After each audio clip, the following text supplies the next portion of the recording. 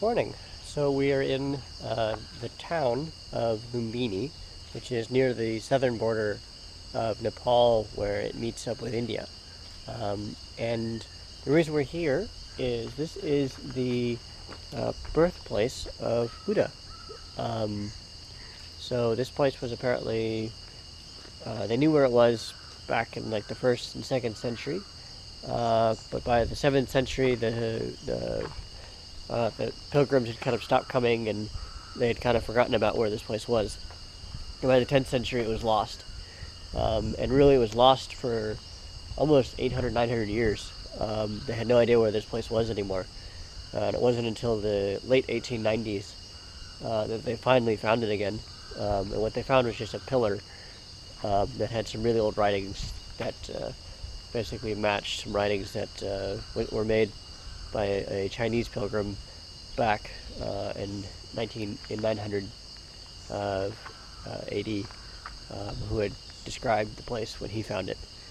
Um, yeah, this place is really beautiful. It's a large park that they've constructed, that they've sort of walled off from the rest. Because really, this park is surrounded by rice paddies, because all the low-lying lands have been flattened and turned into agriculture. And so this is really a very rare preserve in the middle of this area, where they planted over 600,000 trees to kind of restore this place to something close to what it was apparently like back when Buddha was born here.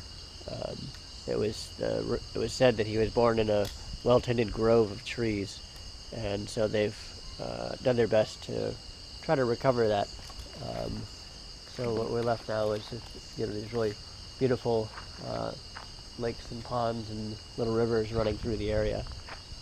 And pretty much every major Buddhist sect has come here and from various countries and built their own temples as kind of like a sort of, if you will, Buddhist embassies. So there's Myanmar, Japan, China, Korea have all built temples here. So we're going to go check those out, and we'll show you those as we find them.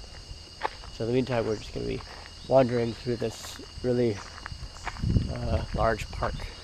Yeah, that high-pitched sound that you are hearing is not electricity poles or anything like that. That's birds and bugs. And crickets. Lots of crickets. We got attacked by crickets last night. That was not fun. So the pillar behind me, you can see there is that's the pillar that they found back in the 1890s. That's the evidence that this was the site where Buddha was born. The brick that you see is some of the oldest foundations of building here in Nepal. So that's kind of cool. Dates back like to 300 AD or so, which is really the oldest that they have that they know about here.